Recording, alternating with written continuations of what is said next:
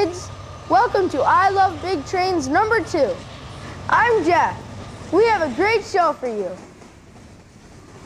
First, we'll see the biggest operating steam locomotive in the world, the Union Pacific Challenger.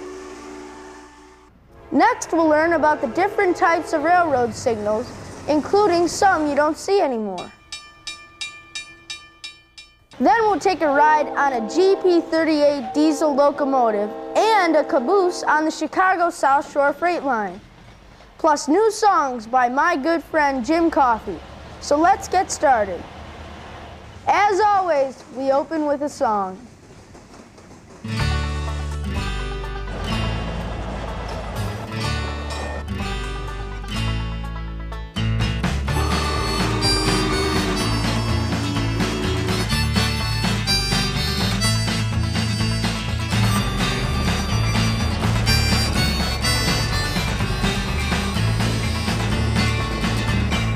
I love big trains, the way they travel down the track with the smoke coming out the stack. There is nothing quite the same as they travel past my window pane. I love big trains. I love big trains. As they travel down the track with smoke coming out the stack. There is nothing quite the same as they travel past my window pane. I love big trains.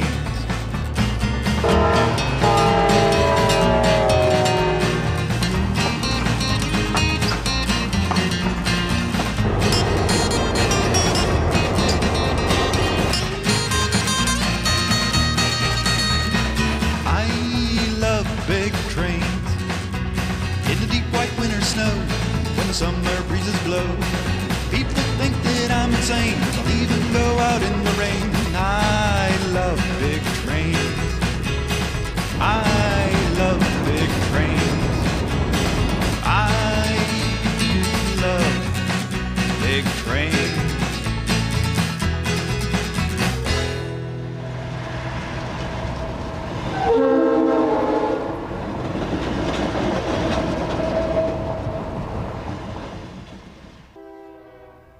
West Chicago, Illinois is a great town if you love big trains. Both freight and passenger trains pass through all day long. Today, a special passenger train is coming to town, headed by a famous locomotive from the 1940s, a Union Pacific 4664 Challenger. The Challenger is the largest working steam engine in the world, and it is the most powerful steam engine ever to be used for passenger service. The Challenger is in West Chicago to take some lucky folks on a train ride to Milwaukee, Wisconsin and back again.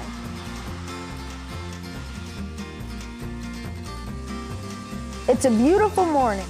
The Challenger is fired up and is slowly backing out from the siding onto the main line. Everything about a steam locomotive is fascinating, from the massive amounts of rivets to the hissing steam that seems to come pouring out from everywhere. Sounds like the steam whistle, clanging bell, and bursts of steam make you realize there's nothing in the world like a steam locomotive. The Challenger is 121 feet and 11 inches long and weighs 1,071,000 pounds, or 486 tons. The train moves slowly with crew members on the back to tell the engineer if there is a problem. The passenger cars make beautiful companions to the legendary Challenger. The familiar Union Pacific color scheme of gray and yellow with red trim has been used for decades. In the glory days of passenger service, the names of railroad cars were inspired by parts of the country the railroad would pass through, figures in history, or names of mythological characters.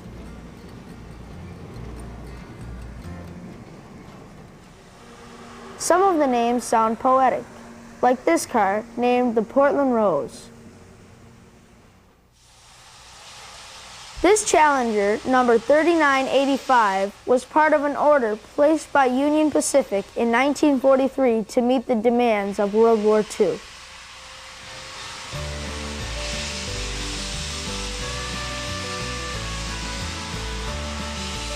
When diesels came along, steam locomotives were retired from service. Number 3985 was moved to a display where it deteriorated from lack of maintenance.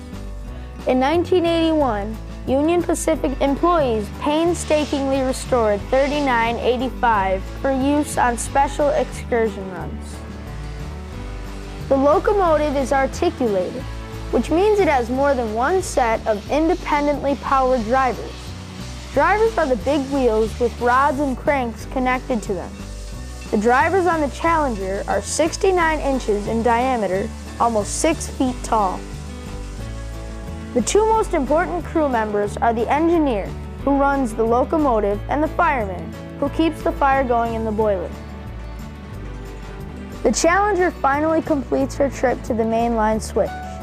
A local commuter train passes with a friendly blast of the horn, as old and new go their separate ways.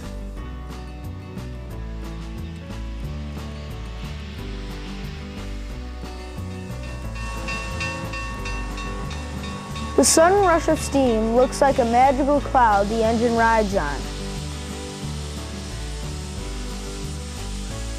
The intricate drive rods propel the drivers along the rails as the Challenger bellows a warning at the railroad crossing.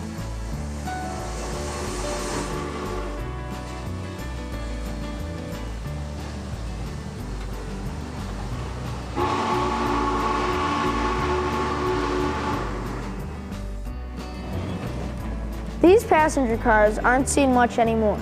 Railroads used to provide both freight and passenger service, but today, most railroads haul exclusively freight.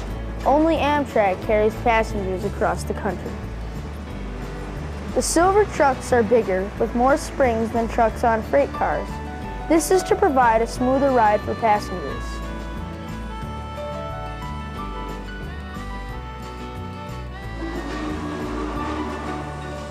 The Challenger makes a grand entrance into West Chicago's passenger station. Even people who don't have tickets for today's excursion have come from great distances just to see the train pass by. Wherever the Challenger goes, crowds gather to see this legend in action. Those who remember the days of steam reminisce about the good old days when you would hear the mournful steam whistle of a train highballing in the night.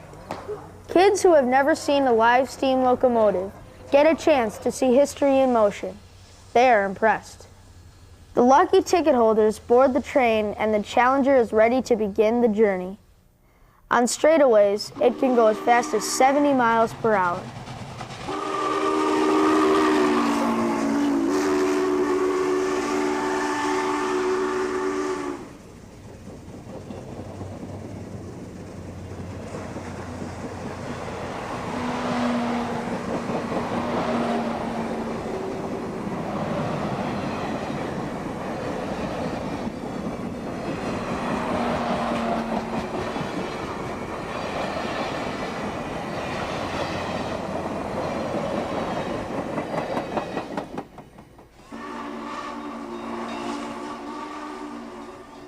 At every station, thousands of people come to greet the train. For the passengers on board, the windows are tinted green so it's easier to look out at the passing scenery. My pal Bill Tardy was one of the lucky few who got to ride the train. Bill loves big trains and toy trains. Bill, what was it like riding on that train? I was hanging out the first baggage car, not those machinery cars, but in fact I was like probably the 9th car on the train, and I was hanging out. It's like a Dutch door, had 4 people per door, and we're hanging out. I had my goggles on, I had my hat tied on, and we're hanging out and waving. It was kind of like it was my train. It was a lot of fun. Jeff, you're only 10 years old, but you know, if you ever get a chance and your parents will allow it, I would definitely beg them, tell them you cut the grass for the next year if they take you on a steam engine.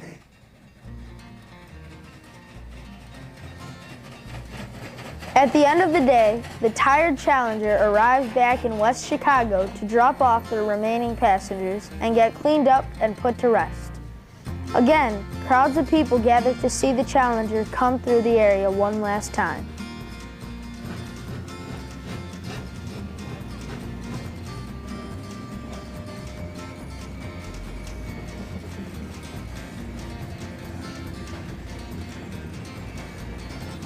The locomotive crew climbs off the engine and gets ready for some final tasks before calling it a day.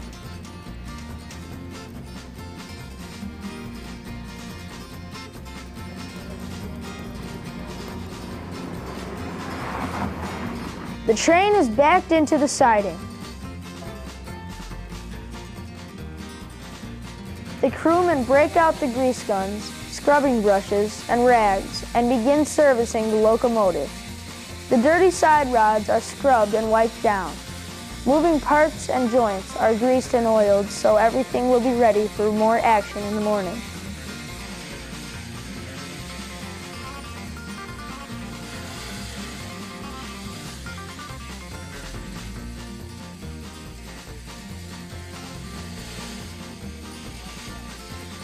The Union Pacific deserves a lot of credit for maintaining such an important part of American history.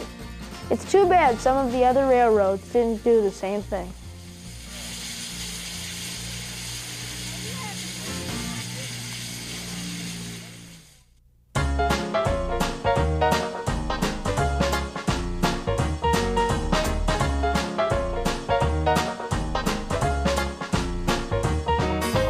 Trains are fun, but don't be fooled. Safety first is a mighty fine rule. Keep your eyes open and promise that you'll be sensible, be smart, and be safe. Be sensible, be smart, and be safe.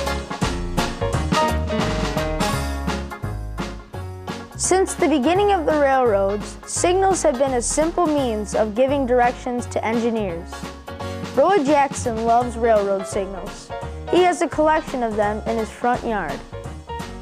Railroads use many different types of signals.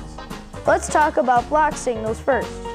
Block control signals are like stop and go lights. Red means stop, yellow or amber means to proceed slowly and be prepared to stop at the next signal. Green means all clear ahead. But where stop and go lights have red on top, amber in the middle, and green on the bottom, railroad block signals have green on top, amber in the middle, and red on the bottom. Most signals are mounted on tall poles called masts. When there are several lines of track, bridges are used to mount the signals.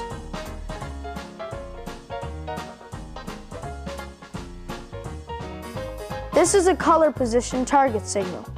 Color because there are two different colored lights. Position because two light colors illuminate and create a pattern. For example, the two red lights form a horizontal pattern, the two amber lights form a diagonal pattern, and the two green lights create a vertical pattern. There are also position target signals that use a single color like white instead of different colors. But the idea is the same. Various combinations of lights form horizontal, diagonal, and vertical patterns. Each pattern means something different to the engineer.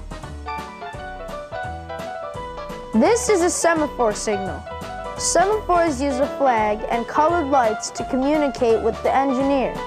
The flag is set in one of three positions: horizontal, diagonal, or vertical. Each position has a specific light: red with horizontal, amber with diagonal, and green with vertical. The flag is motorized and the lights are electric. Older versions of semaphores were manually operated. A worker had to climb the ladder and ignite kerosene lamps.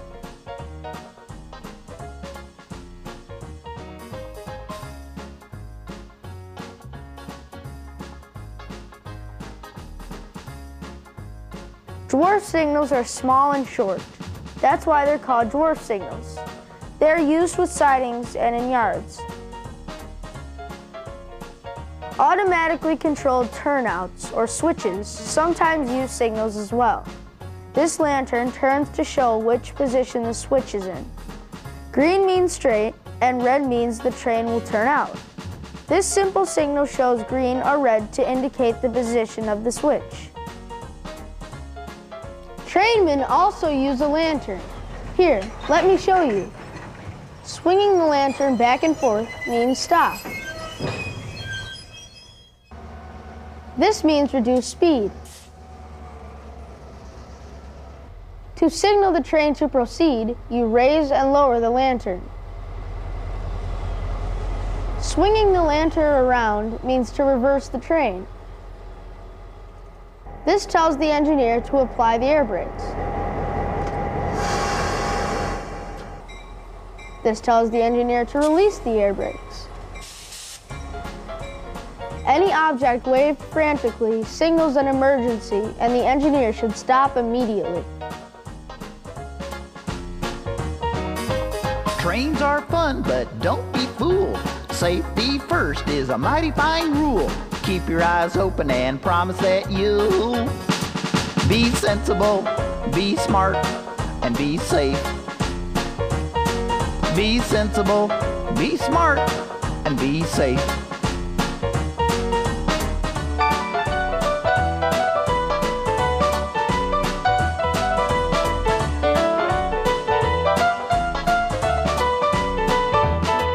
The railroad yard is not a playground, not a good place to fool around. The best advice that I have found is to be sensible, be smart, and be safe. Be sensible, be smart, and be safe. This sign is shaped like the letter X. It is called a crossbuck and reads railroad crossing. Most crossbucks are white, some are black. Here's one that's yellow. Other signs sometimes are posted below the crossbuck, including danger, stop, and a sign indicating the number of tracks at the crossing.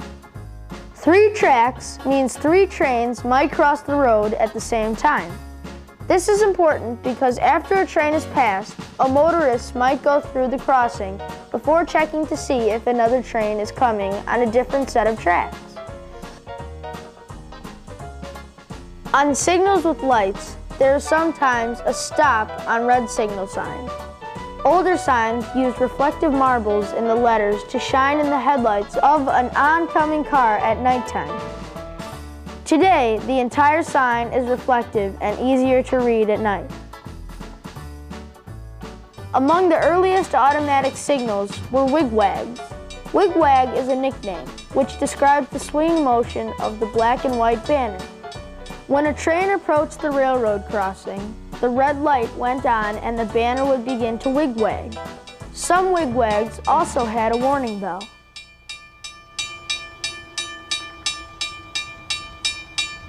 While wigwags are fun to watch, they required maintenance.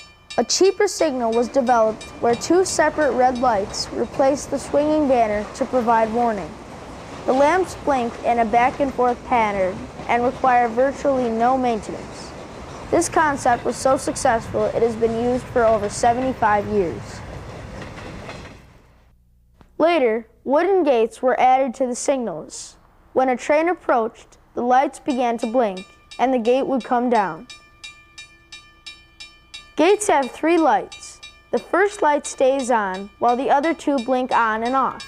Some crossings have smaller pedestrian gates. Early gates were painted with black and white warning stripes. Later, the stripes changed to red and white.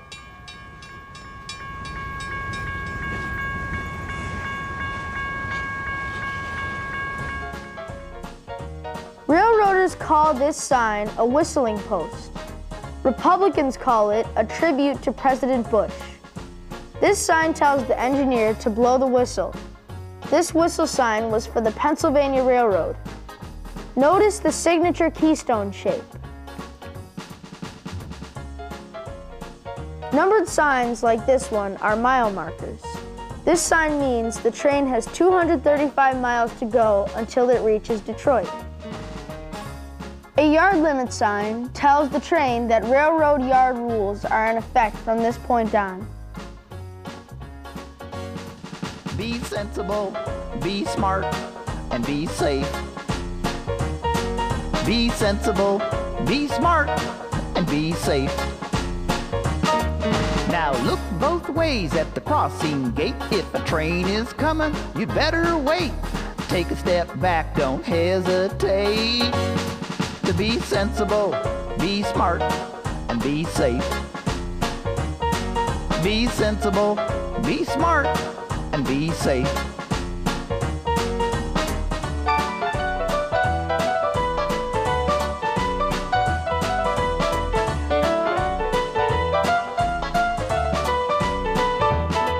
Be sensible, be smart, and be safe.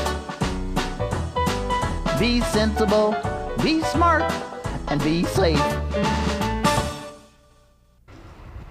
We are at the freight yard of the Chicago South Shore and South Bend Railroad in Michigan City, Indiana. Everyone calls it the South Shore.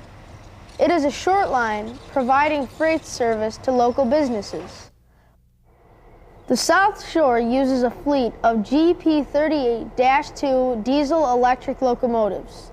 These were built by General Motors in 1981. Let's go over some of the main parts of a diesel locomotive. They include the headlights, number boards, and horn. There is a ringing bell on the side which is used whenever the engine starts moving or passes through railroad crossings.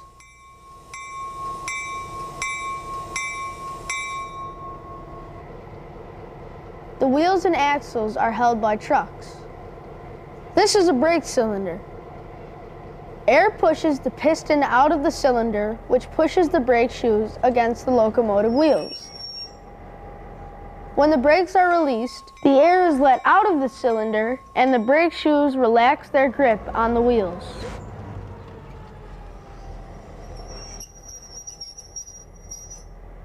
There are two air tanks on the locomotive. One is used for the brakes, and the other is used for the horn and bell. The fuel tank below holds 3,000 gallons of diesel fuel. On the front end, there is a snowplow, which comes in handy during a typical winter in northwest Indiana.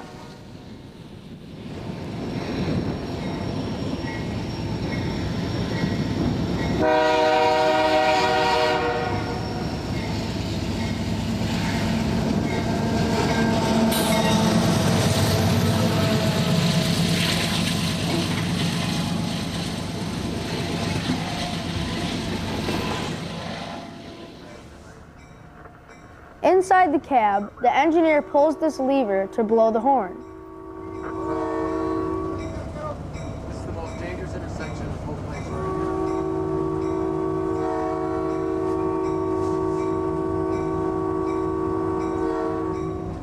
The speed recorder tells the engineer how fast the train is going. The walkways on a locomotive have rough treads to improve traction for crews. This prevents them from slipping when climbing on and off a locomotive. Handrails help too.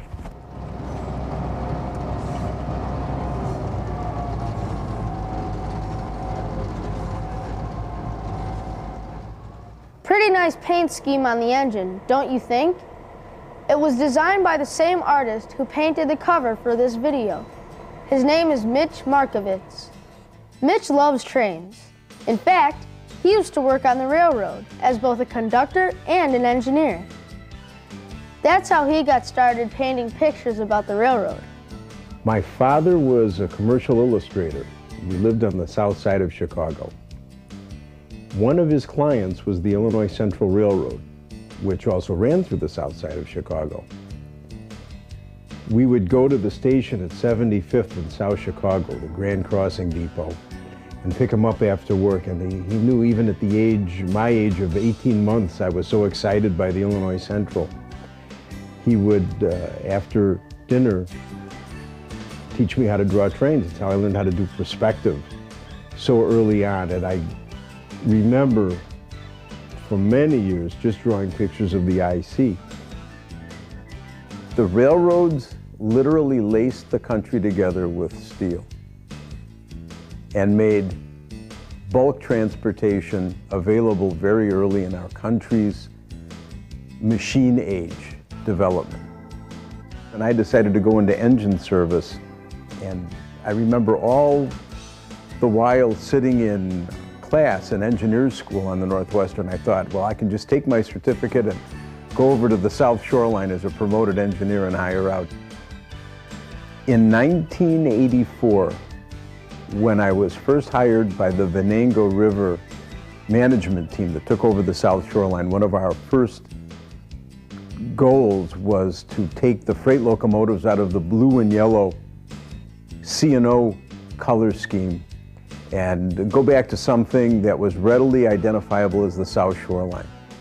A classic South Shoreline orange and maroon scheme with a stripe that looked like the big 800 electric locomotives. I said the best thing that we could do is go about the business of being us, which really is very well liked in the community. For all the remarks and disparaging comments about the orange cars when they were running, and despite the fact that trains hold up traffic on 11th Street, the fact remains everybody has a warm spot for the South Shoreline.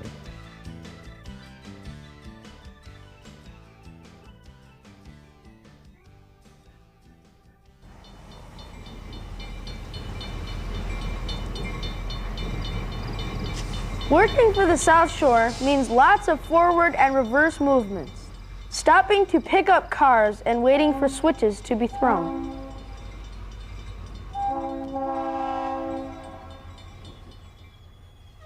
The crew brings the locomotive out to the yard, where it is routed through sidings until it reaches the track where the freight cars to be picked up are waiting.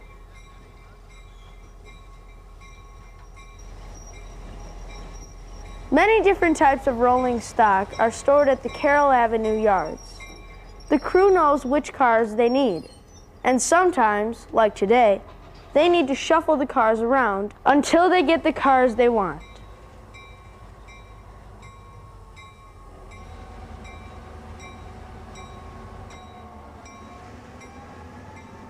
It is a time-consuming process. For safety, the train moves slowly.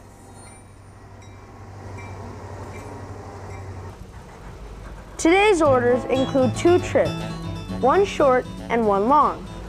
The short trip involves delivering 5 hoppers to a business called GFA.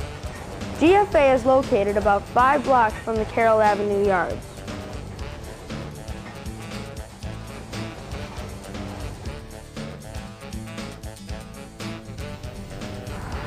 Once the train passes the switch that leads to the open siding, it stops and backs in, uncouples an unwanted car, pulls out, then reverses back into the yard to pick up the remaining cars.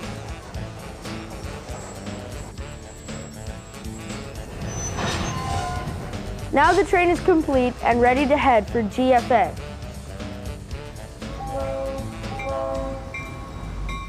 After delivering the hoppers, the GP38 returns to the Carroll Avenue yards to pick up some other freight cars.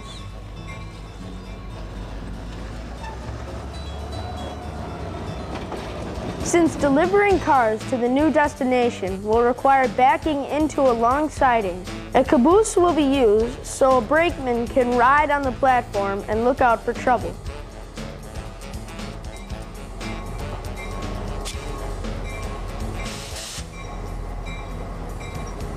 After the GP38 picks up the needed cars, it backs into the siding where the caboose is sitting and couples onto it. Now the new train is complete and ready to begin its journey.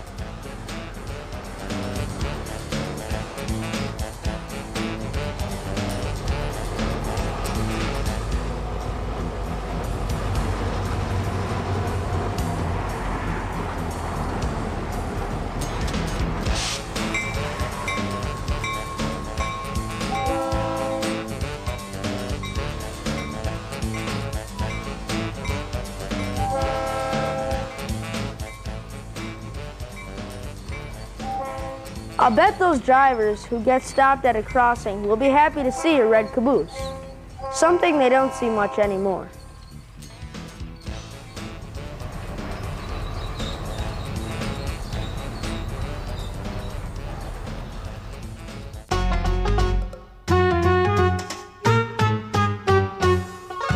Freight, freight, I'm hauling some freight.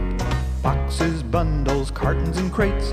No matter how big, no matter the weight, you could say I love hauling freight. Big, small, I deliver it all. I'm so happy when there's something to haul. Loading it up or stacking it tall. As long as I'm hauling, I'm having a ball. I'll pick it up and take it wherever it needs to go. In the blazing summer sun or in the freezing winter snow. No matter what the load, you can count on the railroad. To haul it all away would be my treat. Freight, freight, isn't it great? There's nothing like a big heavy crate. From town to town or state to state, you could say I love hauling freight.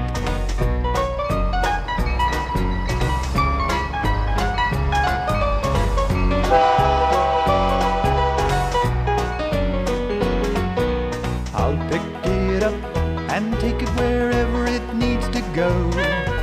In the blazing summer sun or in the freezing winter snow. No matter what the load, you can count on the railroad. To haul it all away would be my treat. Freight, freight, isn't it great? There's nothing like a big heavy crate. From town to town or state to state, you could say I love hauling freight. Freight, freight, I'm hauling some freight. Boxes, bundles, cartons and crates. No matter how big, no matter the weight, you could say I love hauling freight. You could say I love hauling freight. I just love, yes, I just love hauling freight. Hauling freight. The crew is preparing for a 30-mile run to an industrial complex in Kingsbury, Indiana. Their job is to pick up and drop off some freight cars. A caboose will be needed on this trip too. First, the GP38 pushes the caboose to a siding, then goes back to pick up the other cars. One of my favorite things about the South Shore is that they are one of the few railroads who still use a caboose. You don't see many cabooses these days. On the top of the caboose is a cupola, where the conductor or brakeman sits to watch the back end of the train. Cabooses used to be a common sight in America from the mid-19th century, when railroads were springing up all over the country, to the 1980s, when new technology made the caboose obsolete. Inside the caboose is a stove to keep the crew warm. The stove is also used for cooking. Notice this attachment on the axle. The motion of the caboose turns a generator which creates power for things like the lights inside. On the back is a flashing red light to warn approaching trains. The two mainline locomotives head to the small yard to put together the train. A train crew consists of the engineer, conductor, and brakeman. The brakeman's job is to change the switches and couple and uncouple the freight cars. After the train has been made up, the engineer gets the all clear and heads out of the yards. This job also involves picking up cars parked on a long siding, so once again the brakeman will be at the back of the caboose watching for problems. He mans the brake wheel to add tension to the consist on the straightaways. On curves, he relaxes the tension or the train might derail.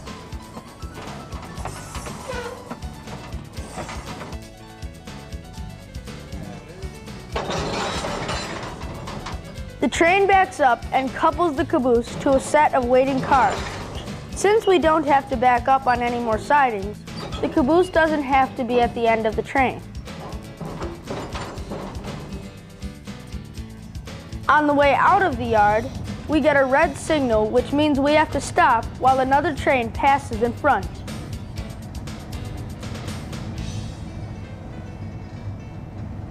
After the other train has passed, the red signal changes to green and our train continues on its way.